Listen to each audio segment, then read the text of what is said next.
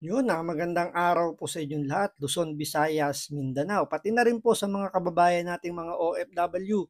Welcome po sa panibagong reaction video dito sa Makapili TV.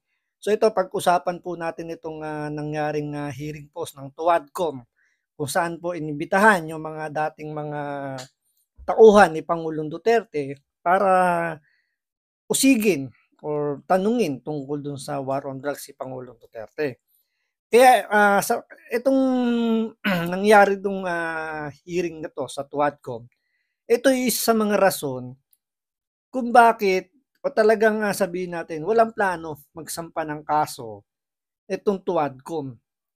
Kasi mahihina talaga itong mga miyembro ng TUADCOM. Hindi nila alam kung ano ba talaga yung nasasaad sa batas.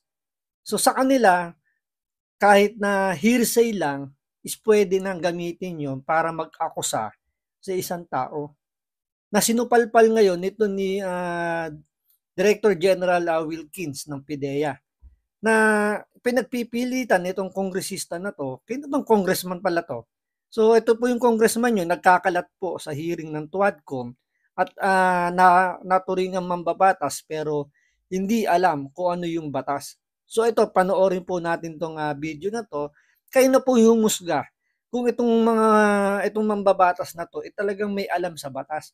Pero siyempre, bago muna ang lahat, kung hindi ka pa nakasubscribe sa Makapili TV, baka pwede naman pong pakipindot po muna yung subscribe button. At the same time, palike na rin po ng video. Wala naman pong bayad yan. Kaya pindot na. So ito, panoorin po natin itong pagkakalat po ng kongresistang ito at paano siya sinoplak dito ni Director General Wilkins. Panoorin po natin. So inaamin po ninyo na yung operation na yun sa PIDEA? Joint operation yun, Mr. Chair. So nakarating po ba yung report nito kay sa dating Pangulo na Duterte? Naibigay niyo po ba yung report sa kanya regarding dito? Regarding kanino po, Mr. Chair? Doon sa ano nyo, operation ninyo? Yeah, operation, before the actual actual clandestine laboratory operation, kinausap po natin ang aming si Mayor Duterte. Hindi po ba kasama si Michael Yang doon sa binanggit niyang sangkot sa droga noong 2024 ni Asierto? Balik tayo sa Mr. Chair. Doon 2004, wala pong Michael Yang doon, Mr. Chair. Ngayon, yung 2024, hindi ko na po alam yung kasi wala akong information, Mr. Chair. Yung Michael Yang na nasa 2020 na kinlear ninyo, ito po ba yung Michael Yang na inappoint ni Presidente Duterte na economic advisor niya? Yes, Mr. Chair. Ito rin ba yung businessman na taga Davao na malapit kay Pangulong Duterte? Yes, Mr. Chair. Tama po ba yung rinig ko kanina na ikinlear nyo si Michael Yang at sinabi niyong wala siyang kinalaman sa droga? Mr. Chair, kasi wala nang immediate na ebidensya na si Michael Yang sangkot sa droga. Ang information lang ni Colonel Asierto is yung information coming from informant na hindi pa, ang tawag sa amin noon, Mr. Chair, is raw information that needs validation. Now, kung ikaw ang may information on being an operative for so long, kung ikaw ang may information on dapat, aside from reporting it to your chief PNP, dapat nagkanda ka na ng validation. Kasi so, ikaw ang may information Dito maganda yung sagot dito ni General Wilkins. Tama naman na kumbaga yung nilabas na report ito ni Ansierto.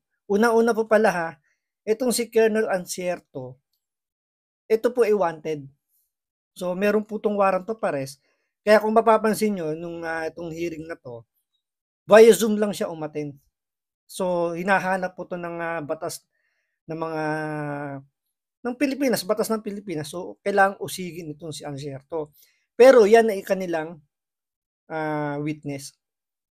So, sabi ni Ansierto na yung Michael Yang daw na kaibigan ni Pangulong Duterte is involved daw sa illegal na droga. So, ito din daw yung kumbaga pinipilitan nitong kongresistang to na yung Michael Yang na sinasabi ni Ansierto na to, ito daw yung drug lord na kaibigan ni Pangulo Duterte na parang pinalalabas niya na-clear daw nito ni Police Director General Wilkins, itong si Michael Yang, dahil daw sa utang na loob. So pinagpipilitan niya. So ngayon, sinabi nga rito ni Wilkins, ni Director General Wilkins, na kumbaga hearsay lang yung mga hawak na ebidensya or ano, yun nga, kumbaga akusasyon ni Ancierto is puro hearsay. Raw information nga daw, kumbaga. Kumbaga sa pagkain na niluluto, kumbaga hilaw pa, hindi pa alam kung anong klaseng luto yung gagawin. Kumbaga nandyan lang yung mga rekado, andyan yung kung ano yung mga lulutuin, pero hindi pa talaga alam kung anong luto. So hindi mo pwedeng, hindi naman ibig sabihin na nandyan yung bawang sibuyas, andyan yung karne, sasabihin mo adobo na kagad. Diba? So, kumbaga raw, hindi mo pa alam kung anong luto yan. So, same thing dito sa information na hawak na Ancierto, na raw. Kumbaga wala pang basihan. Kumbaga hearsay pa lang, kwento pa lang nung asset niya na sinasabi na ito nga si Michael Yang, may involvement daw sa illegal na droga. So yun yung punto rito ni Director General Wilkins. Pero ito ang sagot ni Kongresistang Engot-Engot. So, Mr. General Wilkins, anong pamamaraan yung ginamit nyo para masabi nyo o malinis ninyo yung pangalan ni Michael Yang at kanyang mga kasamahan?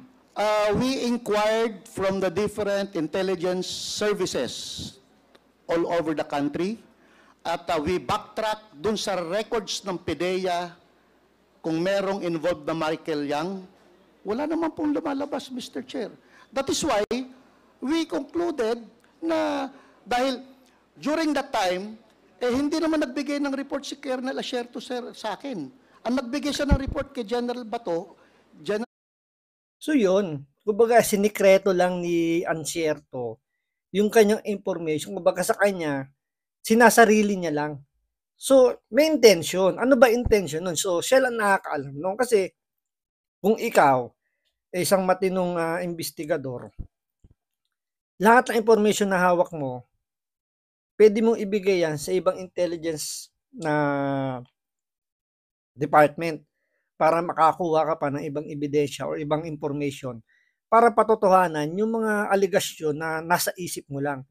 Pero kung siyempre, kung ikaw iba yung intention mo, talagang manira lang or talagang idiin lang yung tao, sasarilin mo yan para gagamitin mo for whatever some reason na yan. So, depende na sa humahawak yan. Pero dito sa punto na to, ang sinasabi ni Director General Wilkins, walang ibinigay na information sa kanya. So, paano niya hahatulan yung isang tao kung wala siyang information, hindi naman niya kilala.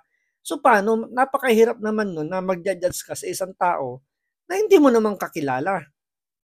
Abayade at kay Director General Aquino. So as far as I'm concerned, walang umabot na report sa akin yon, Mr. Chair.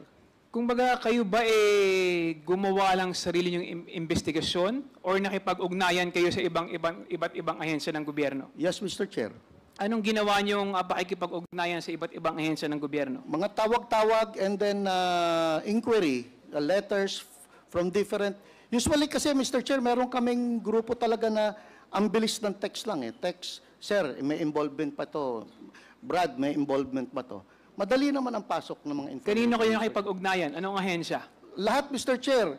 ISAF, NICA, PIDEG, sa PIDEG. Kasama NBI, ang PIDEG. NBI, AFP, yung NICA, yung ISAF, Mr. Chair, is na under AFP yun, Mr. Chair. Tingnan nyo. Hindi nga niya alam yung ISAP under ng AFP. Anong klaseng mambabatas doon? Naturingan nasa gobyerno ka, mambabatas ka, kulang ka sa research, hindi mo alam yung ISAP under ng AFP. So, sa dami ng mga information na, kumbaga sa dami ng agency na pinagtanungan ni Director General Wilkins, meron pa nakita itong pagkakamali, itong kongresistang to. DI. Yung DI mismo, sir, kinler sila Kinler si Michael Yang There was a memorandum clearing Michael Yang ng Directorate for Intelligence ng Philippine National Police. Sa ngayon po, sa nakita nyo o narinig ninyo na ginagawang investigasyon ngayon ng Quadcom, nakita niyo po na may mga lumabas na ebidensya. Ano po ang masasabi niyo tungkol dito? Then- Di parang mas magaling pa mag-imbestiga ang Quadcom kaysa sa PIDEA. Yes, Ayan, binuhat na yung Quadcom na mas magaling pa raw sila mag-imbestiga compare daw sa PIDEA na gumagamit ng mga intelligence services tulad ng NICA, NBI, ISA, ng PIDEG, ng kung ano-ano pang mga intelligence agency ng gobyerno natin. So dito, bilib na bilib siya sa sarili niya as a Quadcom na mas magaling pa raw silang mag-imbestiga kaysa sa PIDEA. Pero pakinggan nyo kung ano yung kanyang magiging basihan para sabihin niyang magaling mag-imbestiga itong Quadcom. Mr. Chair, Yes, Mr. Chair, inamin niyo po, mas magaling mag-imbestiga ang Quadcom kaysa No, sa... Sandali lang po, di mas magaling po mag-imbestiga ang Quadcom kaysa sa opisina niyo sa PIDEA. no, Mr. Chair. Kailan lumabas si Michael Yang? Nung nagkaroon ng drug haul sa Pampanga. Doon pumasok si Michael Yang. Before that, wala namang actual ebidensya si Michael Yang eh.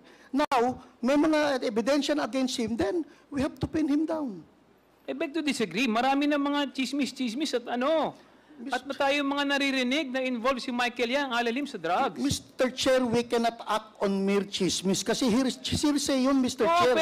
pero hindi ba kaya nyo inabsuelto si Michael Yang at saka si Alan Lim dahil malapit siya sa dating Pangulo na nag-appoint sa inyo bilang ano? Bilang, nako, Tingnan nyo, ganyang kagaling mag-imbestiga itong kongresistang ito at ang Quadcom.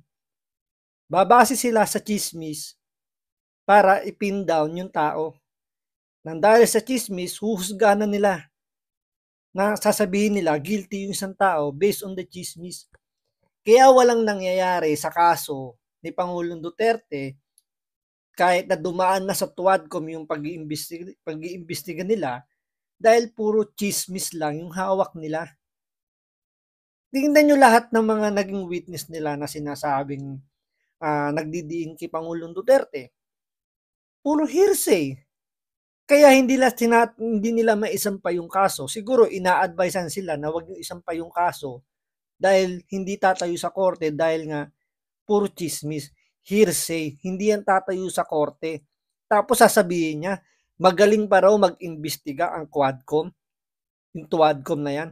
So, kaya pala na lahat na lang ng witness nila is puro hearsay ang sinasabi, pinapanigan na nila. So, ganyan po kagaling ang Quadcom. Ipagpipilitan nila na guilty ang isang tao based sa chismis lang. Kaya ngayon, kung sino man yung nasasakupan nitong kongresista na to, kapag kayo ay na-chismis, kasuhan nyo na kagad, humingi kayo ng tulong dito sa congressman na to para maimbestigahan kagad dahil kayo ay ichinichismis or may chismis kayong nakukuha, i-inform nyo kagad itong kongresistang ito. Magsama-sama kayo na dahil lang sa chismis, naniniwala. So, ganyan po kagaling ang ating mga mambabatas dyan sa Quadcom.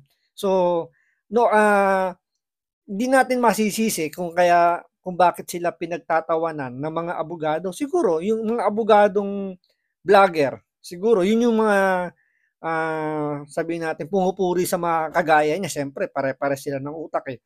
Pero doon sa mga magagaling abogado, pinagtatawanan itong mga to. Kasi naniniwala sila sa hearsay na hindi naman tinatanggap ng korte. Kaya nga pag umatin dito si Pangulong Duterte, nako, gula pa itong mga to, talagang lalabas yung pagiging mangmang nila sa batas. Kasi dito pa lang kitang-kita na hindi nila talaga naiintindihan yung batas.